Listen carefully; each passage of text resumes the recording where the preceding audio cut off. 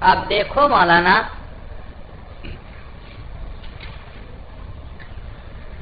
میں نے آپ کو بتلایا تھا ایک ضابطہ کہ نکرہ کے بعد فعل آ جائے تو وہ فعل عموماً اس نکرہ کے لیے کیا بنے گا؟ صفت بنے گا۔ لفظ نکرہ ہے، وضع فعل اس کے بعد آیا تو یہ صفت بنے گا اس کے لیے۔ لفظ موصوف وضع لمعنی اس کے لیے صفت جملہ، تو یہ پورا جملہ اس کی صفت ہے۔ اس پر اشکال ہوتا ہے کہ لفظ تو مرفوع ہے، تو اس کو بھی کیا ہونا چاہیے؟ جملے پر بھی رفع آنا چاہیے، ہمیں تو نظر نہیں آ رہا بھائی رفع۔ موصوف کا جو اعراب ہوتا ہے وہی کس کا اعراب ہوتا ہے؟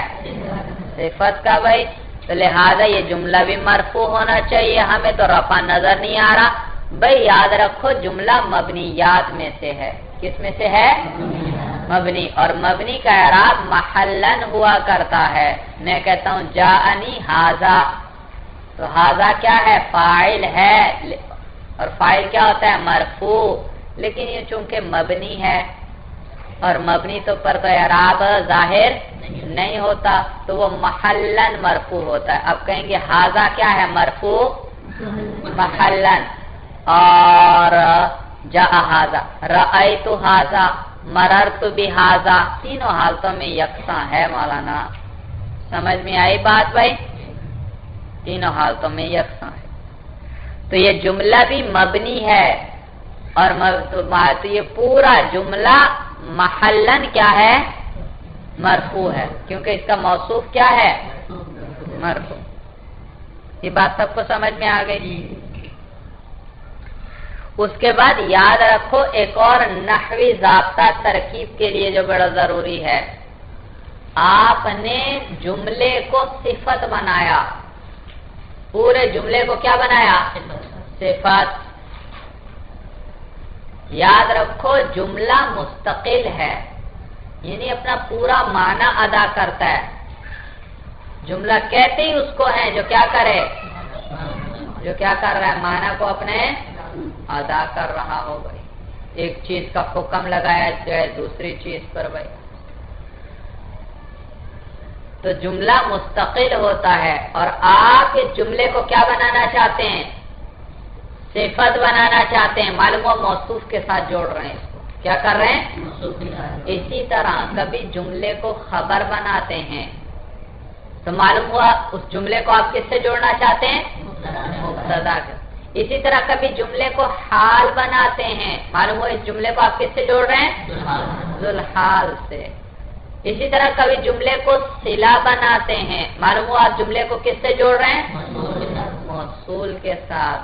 تو درمیان میں ربط چاہیے مولانا، ریل گاڑی کا انجن ہو اور پیچھے پوری ریل گاڑی ہو، درمیان میں ربط نہ ہو تو کوئی فائدہ ہے نہیں، ربط ضرور چاہیے۔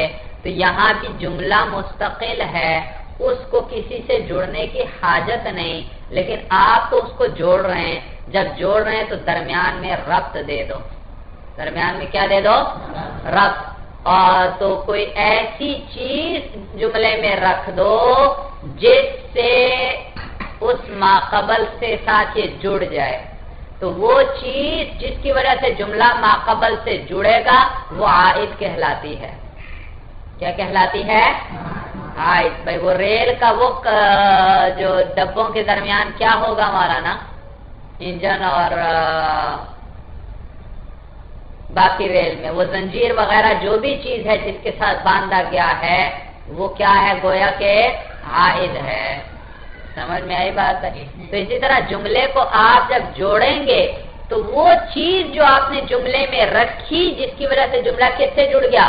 ماقبل سے، موصوف سے جڑ گیا، یا مبتدا سے جڑ گیا، یا ذوالحال سے جڑ گیا، یا موصول سے جڑ گیا، وہ چیز کیا کہلائے گی؟ اور جملے میں جب کسی سے جوڑیں گے تو اس میں عائد کا ہونا ضروری، اور یہ عائد عموماً ضمیر کی شکل میں آیا کرتا ہے۔ اس کی شکل میں معلوم ہوا جب آپ نے اس جملے کو صفت بنایا تو اس کے اندر ایک ضمیر کا ہونا ضروری جو اس ماقبل کی طرف لوٹ رہی ہو۔ اب آپ بتائیے وضع لمعنی کو ہم کیا بنا رہے ہیں؟ صفت بنا رہے ہیں، معلوم ہوا آپ اس کا ربط کس سے دینا چاہتے ہیں؟ موصوف سے. تو اب اس جملے میں ایک ضمیر ہونا ضروری ہے جو کس کو لوٹے؟ موصوف کی. آپ جب جملے کو خبر بنائیں تو آپ اس کو کس سے جوڑتے ہیں؟ مبتدا سے. تو جملے میں ایک ضمیر کا ہونا ضروری جو کس کو لوٹے؟ جب آپ جملے کو موصول کے ساتھ جوڑتے ہیں تو اس میں ایک ضمیر کا ہونا ضروری جو کس کو لوٹے؟ موصول کو. صلہ بنا رہے ہیں نا موصول کا. اسی طرح جب آپ جملے کو کس سے جوڑیں؟ حال بنائے مولانا تو آپ اس کو کس سے جوڑ رہے ہیں؟ تو لہذا اس میں کیا ہونا ضروری؟ ایک ضمیر کا ہونا ضروری جو کس کو لوٹے؟ یعنی عموماً ضمیر ہوگی. وہ عائد ہوگا کس کی صورت میں ہوگا؟ ضمیر. آپ دیکھیے یہاں پر بھی وضع لمانن، وضع فعل مجہول، ہوا ضمیر اس کے اندر نائب فاعل، اور وہ کس کو راجع ہے؟ کس کو وضع کیا گیا ہے؟ لفظ کو. تو یہ موصوف کو راجع، یہ عائد ہے مولانا. یہ کیا ہے؟ عائد. یہ بات سب کو سمجھ میں آ گئی بھائی؟ اس نے ربط دے دیا. وضع کیا لمانن، وضع ایسا لفظ ہے جسے وضع کیا گیا ہو ایسے معنی کے لیے مفردین جو کیا ہو؟ مفرد ہو. یہ بات سب کو سمجھ میں آ گئی؟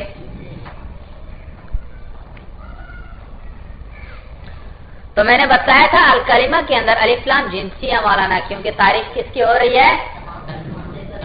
جنس کی، حقیقت کی، ماہیت کی. تعریف کس کی جاتی ہے مولانا؟ حقیقت اور ماہیت کی جاتی ہے. تو یہ الف لام جنسی ہوا. اس کے بعد پھر آپ کو افراد بتلائے تھے بھائی. کلمے کی حقیقت آپ کو پتہ چل گئی. اب اس کے افراد کون ہیں بھائی؟ پتہ تو چلے. کہتے ہیں بھائی وہ اسم ہے اور فعل ہے اور حرف ہے. اب دیکھو مولانا، ہیا ضمیر راجع ہے کس کو بھائی؟ وہی اسم وفعل وحرف. ہیا ضمیر کس کو راجع ہے بھائی؟ کلمہ کو. کس کو راجع ہے؟ کلمہ کو. سمجھ میں آیا بھائی؟ کلمہ. اور اس کی خبر کیا ہے؟ یہ مبتدا ہے. ہیا کیا ہے؟ اور اس کی خبر کیا ہے؟ اسم وفعل وحرف. تو بھائی خبر تو ہے مذکر. اسم بھائی مذکر ہے لفظ اسم یا مؤنث ہے؟ مذکر ہے. مؤنث کے کتنی علامتیں ہیں؟ یہ 4. تائے ملفوظہ، تائے اور تائے مقدرہ، الف مقصورہ اور الف جو تانیث کے لیے ہوتے ہیں بھائی وہ والے. ہر الف مقصورہ نہیں جو تانیث کے لیے ہو. ان میں سے کوئی ہے ان میں؟ تا ملفوظہ بھی نہیں، مقدرہ بھی نہیں ہے، الف مقصورہ اور ممدودہ بھی. تو خبر ہے مذکر اور ضمیر آپ کیا لے کر آ رہے ہیں؟ اس کے لیے مبتدا کیا لا رہے ہیں؟ مؤنث لا رہے ہیں. تو یاد رکھو مولانا، جب ضمیر دائر ہو جائے بین المرجع والخبر، ضمیر مرجع اور خبر کے بیچ آ جائے مولانا. مرجع کون اس کا؟ الکلمہ. اور خبر کون اس کی؟ اسم و فعل و. تو ضمیر جب دائر ہو جائے مرجع اور خبر کے درمیان تو یہاں پر مرجع کی رعایت رکھنا بھی جائز اور خبر کی رعایت رکھنا بھی جائز ہے. سمجھ میں آئی بات کوئی؟ ضمیر کس کے درمیان دائر ہوئی ہے مولانا؟ مرجع. اور مرجع کیا ہے؟ مؤنث. لہذا ضمیر کیا لا سکتے ہیں آپ؟ مؤنث. اور خبر کیا ہے؟ تو ضمیر آپ کیا لا سکتے ہیں؟ مذکر بھی لا سکتے ہیں. بات سمجھ میں آئی سب کو بھائی؟ سمجھ میں آیا بھائی؟ ایک نہ ایک سے تو اختلاف ہو گئی مولانا. ایک سی مخالفت ایک کی تو ہوگی. اگر آپ مرجع کی رعایت رکھتے ہیں تو مرجع تو ہے مؤنث، ضمیر مؤنث لائیں گے تو خبر سے مخالفت ہو گئی مولانا، کیونکہ خبر تو کیا ہے؟ مذکر. اور اگر آپ خبر کی رعایت رکھتے ہیں ہوا ضمیر لاتے ہیں تو پھر مرجع سے مخالفت ہوئی مولانا مرجع کی، کیونکہ مرجع تو کیا ہے؟ مؤنث ہے۔ تو اس صورت میں کیا لکھتے ہیں علماء کہ دونوں کی رعایت رکھنا جائز، آپ چاہیں تو خبر کی رعایت رکھیں مذکر لے آئیں، آپ چاہیں تو مرجع کی رعایت رکھیں اور مؤنث لے آئیں۔ یہ بات سب کو سمجھ میں آ گئی بھائی؟ اب یہاں ایک اشکال ہوتا ہے مولانا، وہی اسم وفعل وحرف، یہ کس کو راج ہے؟ کلمہ کو۔ کلمہ اسم اور فعل اور حرف ہے، کلمہ اسم اور فعل اور معلوم بھائی دیکھو اسم اور فعل اور حرف یہ تینوں مل کر کیا بن رہے ہیں؟ مبتدا کے لیے خبر بن رہے ہیں تینوں مل کر، اور مبتدا کیا ہے؟ کلمہ۔ کلمہ کیا ہے بھائی؟ یہ ضمیر کلمہ کو راجع ہے نا، تو کلمہ مراد ہے، تو کلمہ کیا ہے؟ اسم فعل اور حرف۔ معلوم ہو ایک ہی چیز اسم بھی ہو فعل بھی ہو حرف بھی ہو پھر وہ کلمہ ہے، ورنہ وہ کلمہ نہیں۔ صورت سمجھ میں آ رہی ہے؟ اب کوئی ایسا کلمہ ڈھونڈو کلام عرب میں جو ایک ہی وقت میں اسم بھی ہو فعل بھی ہو حرف بھی ہو، وہ کلمہ ہے اور کوئی نہیں۔ خرابی سمجھ میں آ رہی ہے بھائی؟ کیا خرابی لازم آ رہی ہے کہ اسم و فعل و حرف یہ کیا ہے مولانا؟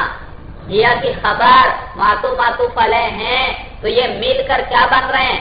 خبر بن رہے ہیں۔ معلوم ہوا ایک ہی کلمہ وہ کیا ہوگا؟ اسم بھی ہو فعل بھی ہو اور حرف بھی ہو، حالانکہ ایسا ہے نہیں، ایک ہی وقت میں کچھ ہو سکتا ہے تو یہ کلمہ اسم بھی ہو فعل بھی ہو اور حرف بھی ہو، نہیں ہو سکتا، یا وہ اسم ہوگا یا فعل ہوگا یا حرف ہوگا۔ جواب اس کا یہ مولانا کہ تقسیم دو قسم پر ہے، تقسیم دو قسم پر ہے۔ نمبر ایک تقسیم الشیء الى اجزائه، نمبر ایک تقسیم الشیء الى اجزائه،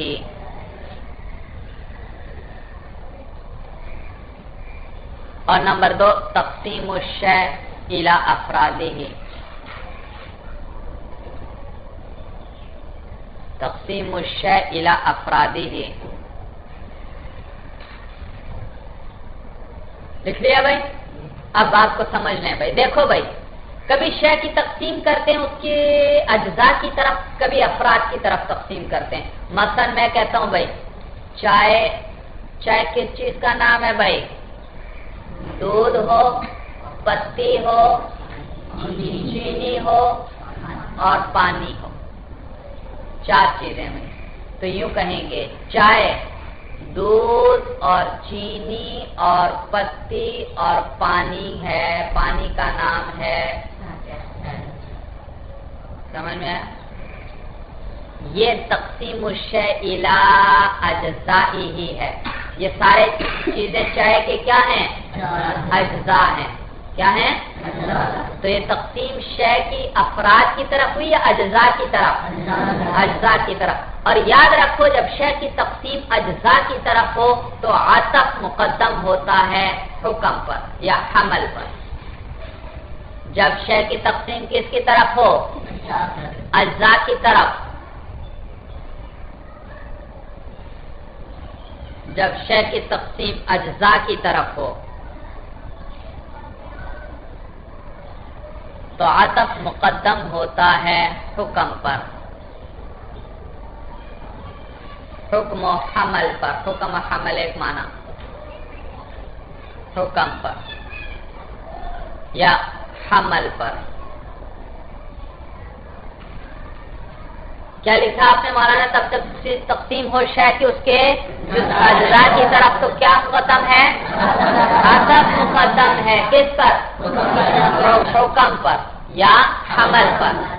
دیکھو میں یوں کہہ سکتا ہوں، حمل کرتا ہوں بھائی مبتدا کیا تھا؟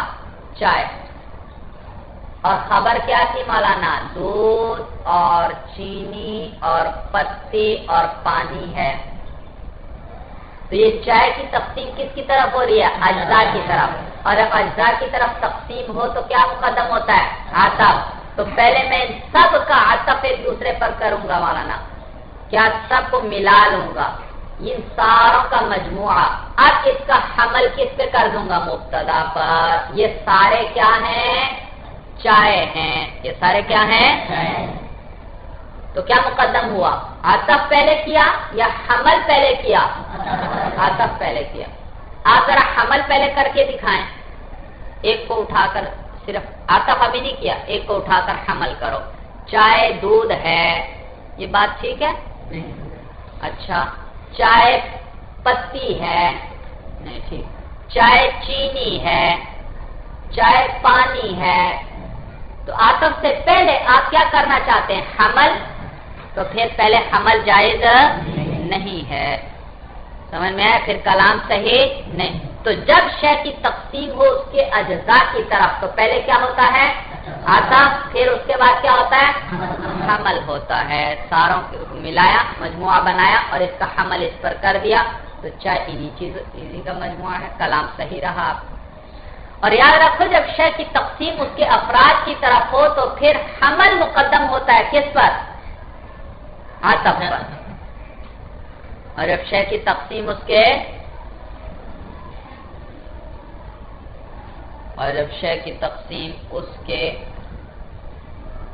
افراد کی طرف ہو تو حمل مقدم ہوتا ہے عطف پر.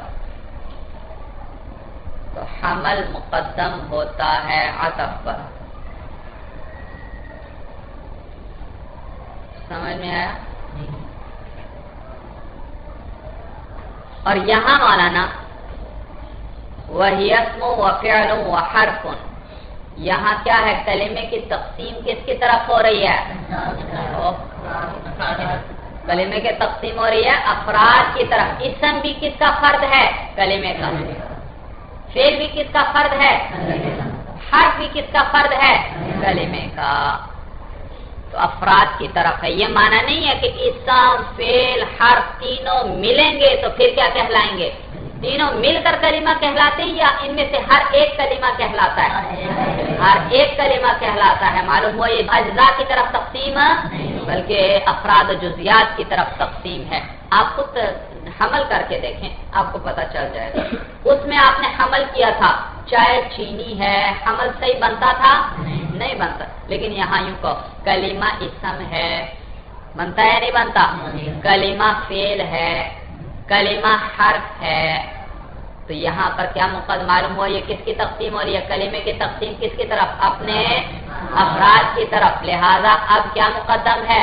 حمل مقدم ہے. کس پر؟ تو پہلے حمل ہوگا، بعد میں پھر کیا ہوگا؟ ان کا عطف ہوگا. اشکال ختم ہو. بات سب کو سمجھ میں آ گئی؟ چلیے مولانا بس ہے. هذا هو المرام والله اعلم بحقيقة الكلام.